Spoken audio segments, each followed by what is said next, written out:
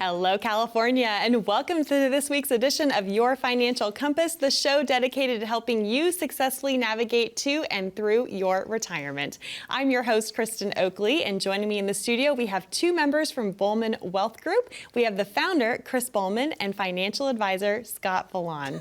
We've got a great show for you today. We are going to be talking all about the timing of Social Security. If you have ever asked yourself the question, when is the best time for me or my spouse to claim our Social Security benefits, you're not going to want to miss today's show. Chris, Scott, great to be back in the studio with both of you. How are you? I'm good. I was a little depressed, though, because yesterday Chris was talking about, hey, you know how we worry about things? He sent a video. He's like, watch this. And some guy had it, you zoom out from space. Then it's like, you're just a speck. And it was kind of depressing, so thanks. Not only that, it said, this video was, it was trying to gain perspective. Yeah, it was basically you don't matter. But this crazy video on YouTube, it started out with you're just small, and then the Earth is a big rock, but you're small on the Earth, and the Earth is small and then it went to when you die, some people will remember you, but not many. And after a few generations, no one will remember you. So this story's gone on longer than I thought it would. So let's go to It was so sad. Wow. So I sent it to Scott just to... I'm trying to figure out how to make a good segue from that to what we're going to be talking about. But it'll have to be abrupt. But here's the deal. I mean, I think there are some parallels with Social Security. You know, you're just one person, but we know how much goes into this conversation, to this decision. There's over 567 mathematical calculations to find out when is the best time for you to claim your benefits. And there's a lot of talk today about maximizing your Social Security. But should that really be the goal? We're going to talk about that today, and so much goes into this. So first up, before we dive into this important discussion, let's go over the basics about the different ages of filing and what that can mean for our viewers. Wow, okay, so we'll start with the easy one. Can you go through all 567 examples, by the way? Unfortunately, not enough time for that, right? But for most people, we're going to start somewhere between 62 and 70, right? And you don't have any additional benefits if you wait beyond age 70. So at age 62, you can start. You're going to get about 25 to 30% less benefit if you start at age 62 versus age 67. It's going to go up about 5 to 8% each year, and it changes each year. It's a monthly calculation between 62 and 67.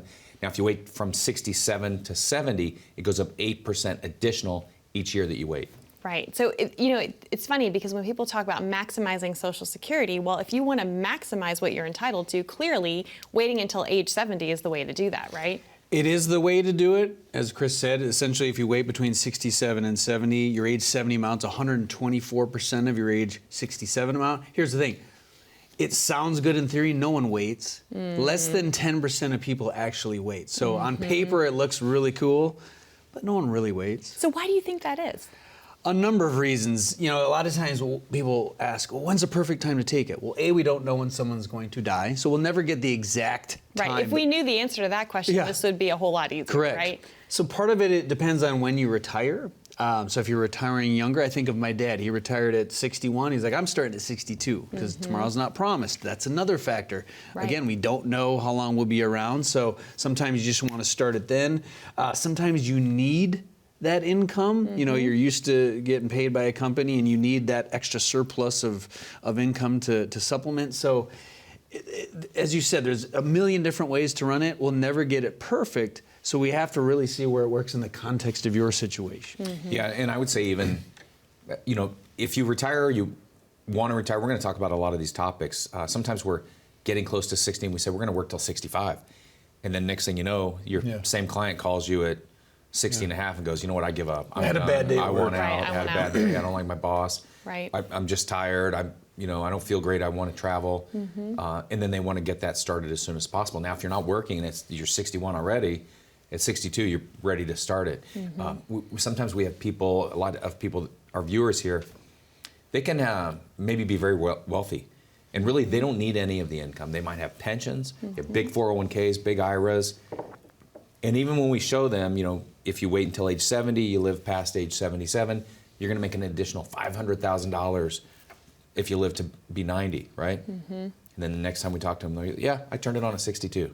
So it's... even with all of the numbers, everyone makes their own decisions. There's no right or wrong decision. The only way you're going to know for sure is the day that you die. then you look back on it. But by then, we don't care. And that's probably the last thing on our mind the day that we die. Oh man, did I start at the right time? Well, like we said, no one has a crystal ball, and that's what makes this so confusing and challenging for folks when they're trying to navigate on their own of when is the optimal time, when's the best time for me to turn on my Social Security. We have some statistics here to share. This is according to research by JP Morgan Asset Management. And nearly 70% of workers expect to retire at age 65 or older. So that obviously plays into this conversation of when to claim. But only 34% of retirees managed to work that long. Now, why was that? Among those who retired earlier than planned, nearly 1/3 of them cited health problems or disabilities. 23% cited corporate downsizing. We know a lot of people are getting very unexpectedly laid off later in life. And then 13% said they retired early to take care of either a spouse or other family member with failing health. So I know you've seen this happen, right? Every month. Talk about that. Well, Chris kind of touched on this is best laid plans, we might say at age 55, or I'm 44 now, and Chris is, 64? We're like, oh, I'm going to work 20 more years. But as time goes on, you have a bad day at work, I'm working 6 more days. Or, like you said, you could get laid off. There could be, you might have to take care of an ailing spouse. Yep. We've seen that before where one of the spouses gets sick and that other person has to leave work early to take care of them. So it's another reason to consider starting early. And there's a lot of folks that we talk to who don't think that Social Security will be around. And we might touch on this a little bit later, but I can't count on it. I don't know that's going to be there. And full disclosure, I think it's going to change. I don't think it's going away, but those are factors that come into play too of just things that are out of our control that we have to adjust to. Yeah. And one of the few things we can control is when we're starting our Social Security, maybe to fill in that gap that it opens. Absolutely. But I think it's important to have the information, right? If we have the information to make the decision, we can run an analysis that shows, what if we take Social Security at 62? What if we take it at 70? What's the optimal time to take it based on our age, our health, our spouse's age, our spouse's health? Then we can look at the numbers. And then at least if you decide to take it at 62, 64, 67, you can look back and say, I did the analysis, I judged it based on my thoughts, my life, my income, my needs, and we made the decision from there. Right. Well, clearly there are so many personal factors that far outweigh the math. We're going to talk about some more of those as we go on in today's show. And I used to travel nationwide in my work as a financial educator presenting on the subject of Social Security. One of the other questions I would get a lot, which I would love to hear your response to, is something known as the break-even point. You know, people will ask, what is the break-even point with Social Security? Can you explain what that is and why folks might need to pay attention to that or why it might not be relevant for them? And this is the exciting part where you're on the edge of your seat. So it's really what it means is the difference between starting, say, at age 62 versus age 67 or 70. Well, if you start earlier than you would if you waited and delayed it, the break-even point is you need to live to a certain age where it made sense to start it earlier or later. So like we've seen, if you don't expect to live past 77, the theory says you start benefits at 62 at the earliest. Could also say if you expect to live beyond 81, maybe you wait to 70. So it's the break-even point. And again, this gets into a bit of a guessing game because our health can change on a dime. So I generally don't want to leave it quite to a guessing game like that, but that's in essence what the break. Yeah, I mean, if you break it down by the numbers, let's say you're 62 and you're going to get just a round number, $24,000 a year. Well, if you started at 62 and you get $24,000 a year versus waiting to 67, 5 years later, now you have $120-some thousand worth of money you've already collected. So versus if you start at 67, you don't have that 120-some thousand, but you have a much higher income. So now, how many years does it take to catch back up to what you missed out on? That's the break-even point. So if it's age 77, as long as you live past age 77, you'll make more the rest of your life. The question is all of that worth it? And that's an individual question that everyone has to wrestle with. Right. Well, I know that we can only go with what we know, and we have to plan with what is currently happening with the system and whatnot. So why don't you share with folks, I know you offer the Your Financial Compass review, and as part of that, you look at this for each individual person if they have questions about Social Security. Talk a little bit about what goes into that plan. Well, as we've kind of talked, there's so many factors to understand with Social Security. If you're watching this like, I don't even know where to start, I've got a million questions, you don't have to know it all. you can call us. You see the number below. You can go to our website and just set up a time to have a conversation. We can talk about this. We can talk about any number of things in your financial realm, but maybe Social Security is something that's been on your mind for a while. Maybe that's where we start. But you can start by calling the number below, and we can have a conversation. Wonderful. Scott, Chris, I'm excited to continue this conversation with you. And for our viewers at home, if you would like to get started and receive your complimentary financial compass review, all you need to do is call that number on the bottom of your screen, 888-970-4685. Or if you'd rather connect online, we've got you covered. If you simply pull out your smartphone, you can open up that camera app, just point, click, and scan that QR code that you see there down in the bottom right-hand corner of your screen. That will take you over to a landing page, ask you a few short, simple questions, and then a member of the team from Bulman Wealth Group will reach out to connect with you to schedule your complimentary meeting that way as well. We have a lot more to discuss on today's show, all about the timing of your Social Security, right after this.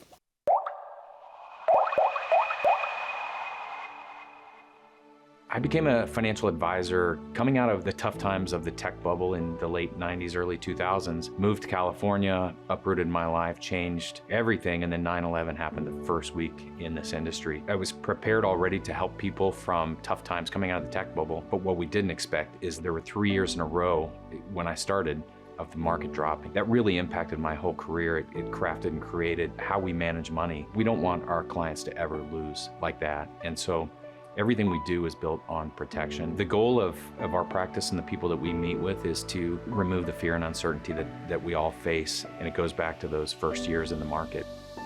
I was a sportscaster on television. I grew up in Flint, Michigan.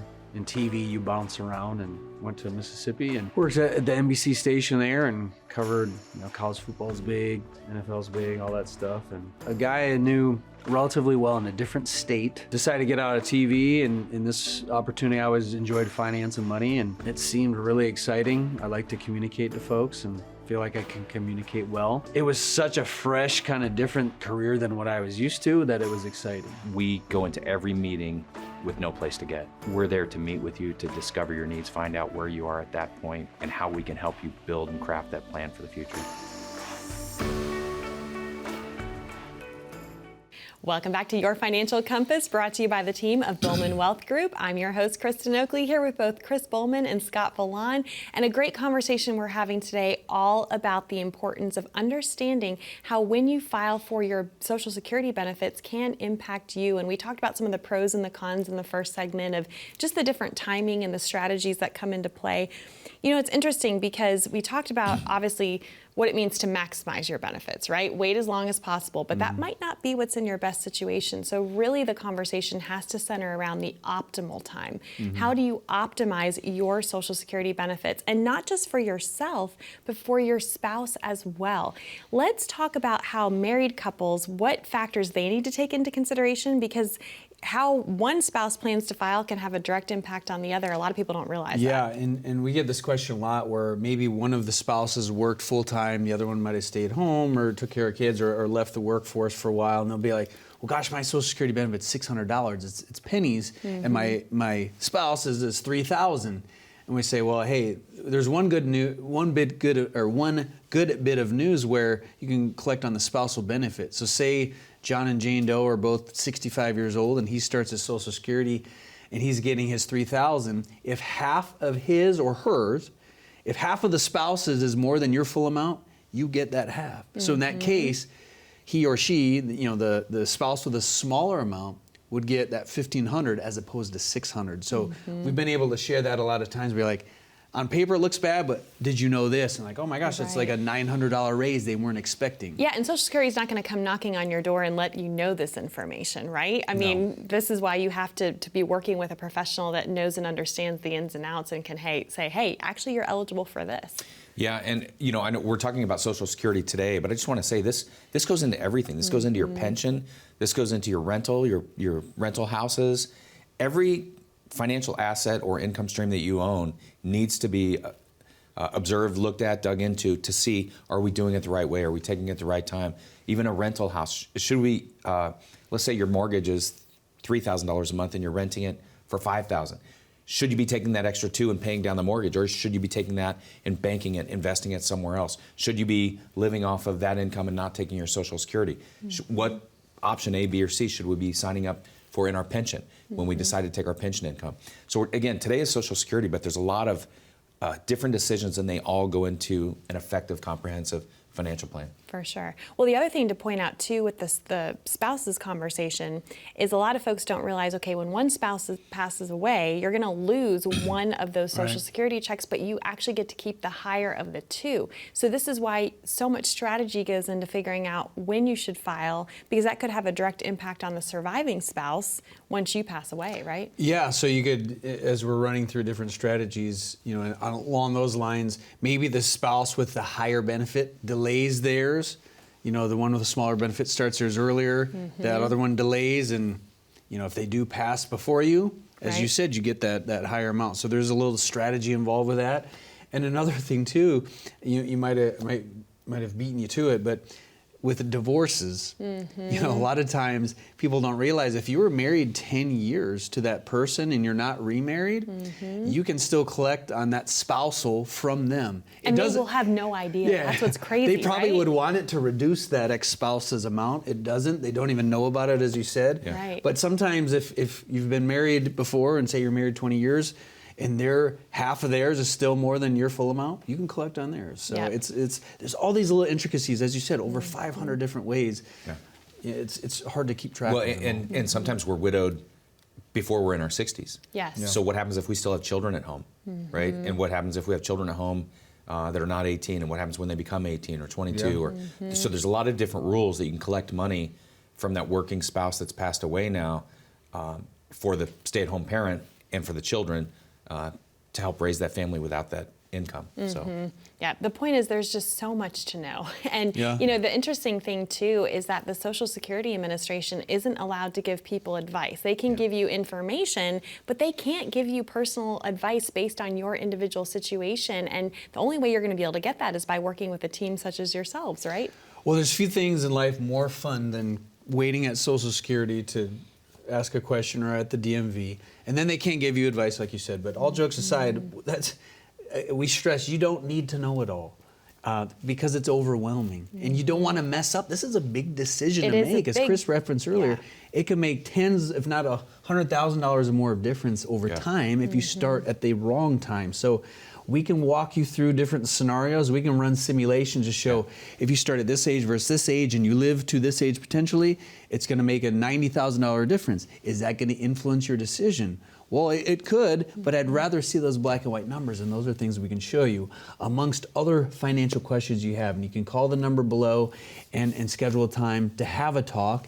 Maybe that's where our discussion starts or somewhere else, but these questions are going to come up, and we can help walk you through them. Absolutely. It's a huge piece of someone's income plan, and this is a lot of what you do, right? You are developing these retirement income plans, and Social Security is a huge bedrock of that. So if you would like help navigating any of these decisions for your individual situation, this is why the team of Bulman Wealth Group would love to be able to extend this invitation for you to get your complimentary financial compass review. Again, this is for no cost, no charge, no obligation. It's simply an invitation to have a conversation to see how they can help you. To claim yours, call that number on the bottom of your screen, 888-970-4685, or again, you're also welcome to scan that QR code and that will get you connected as well. We'll be back with more right after this. As Americans, we strive for better. From a better house to a better career to a better life for our kids. Better has become the American way, but when it comes to your retirement, what does better mean to you? More income? A flexible lifestyle? Better solutions? A better retirement begins with a plan. To get your complimentary written financial plan, call the number you see here. You only retire once. This is your opportunity to plan for better.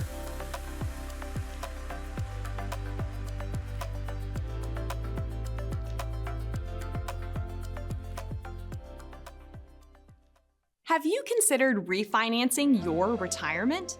When interest rates are low, you might be able to refinance your homes, your car loans, and even your credit card rates, because it could help you keep more of your own money each month. But what happens when interest rates go up? It may make sense to refinance your retirement. Higher interest rates could provide income opportunities that you may not be aware of. What works for your portfolio during low interest rates may not work for you in a high interest rate environment. So don't look down at today's higher higher interest rates. Instead, find out if a retirement refi could work better for you. Call the number you see here or scan the QR code below to schedule your complimentary Refi Your Retirement review today. Welcome back to Your Financial Compass. I'm your host, Kristen Oakley, here with both Chris Bulman and Scott Villan, where we are talking today all about the timing of Social Security. If you've ever wondered or asked yourself, when is the best time for me to claim my Social Security benefits? This is what we are talking about. And, you know, one of the other factors that we haven't even had a chance to get into today is a lot of folks are working a lot longer than they used to. A lot of folks are working past age 62, age 67, even age 70.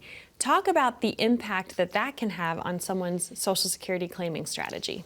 I met with someone earlier this week, and he had the question, well, he was 63. And he's like, well, I'm going to start my Social Security now while I'm still working and just save that money. And in theory, oh yeah, it makes a lot of sense. I said, well, time out. So remember we talked earlier about someone's full retirement age. It's age 67 in most cases.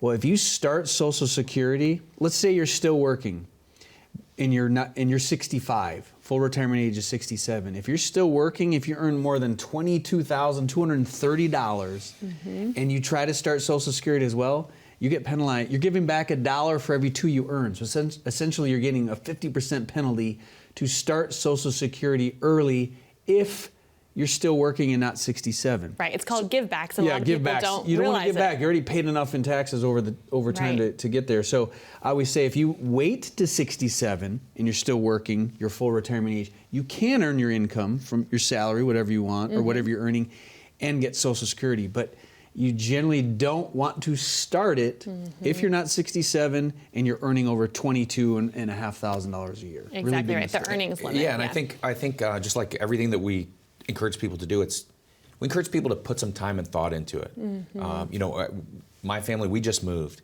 and I'm looking at all of our shrubbery, you know, like first world problems, and you want your bushes and different layers and colors, and you spend all this time. Scott just got a new car last year, and he spends all this time planning out spend any time on his wheels. He has spinning wheels. I don't.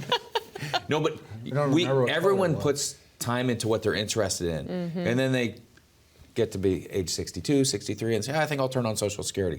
Well, there's a lot more to it than that. Because what if you turn it on and then you do decide, I'm a little bit bored. I want to go get a job. Well, now you can't go get a job and earn any money because if you make over $22,000, then you get penalized on your Social Security. Right. So we're just asking you to put some thought into it. It's like a puzzle, and you have to put all the pieces together. And those pieces are not only Social Security. Those pieces are your income streams, your rentals, your pension, your salary if you're still working, inflation, taxes. Those are all pieces of the puzzle.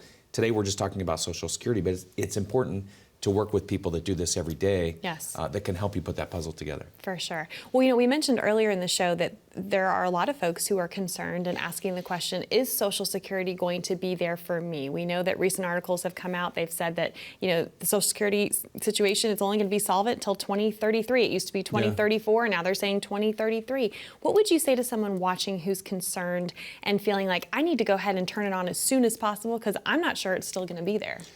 Well, I mean, they're right to feel that way. So some of this is speculation on my part, but as you said, Social Security, it's going to have to change in around a decade. Is it going to go away? Imagine the nightmare we would have in society if they took Social Security away. We think we have political unrest now. Imagine what that would look like.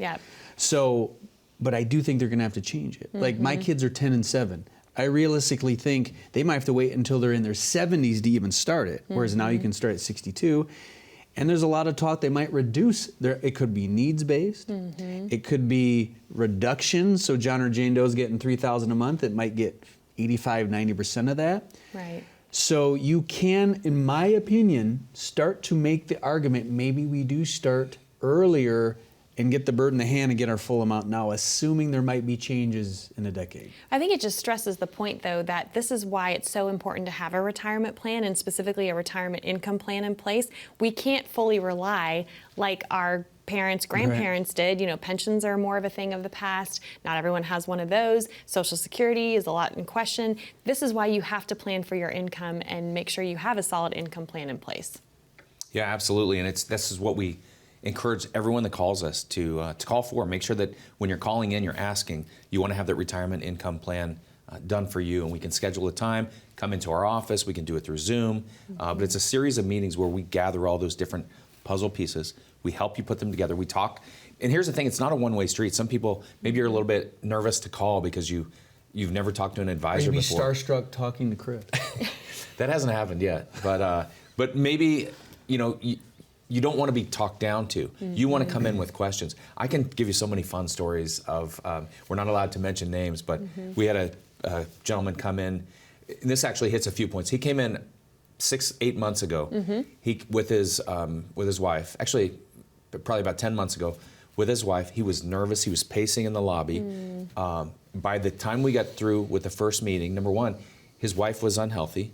He was working all the time. He wanted to be able to stay home. He didn't know if he could. We needed a financial plan. We built it. Now he comes in, he kicks up his feet, he's happy. In the meantime, just in the past few months, his wife passed away. But he was able to spend those last 8 months with her before she passed away.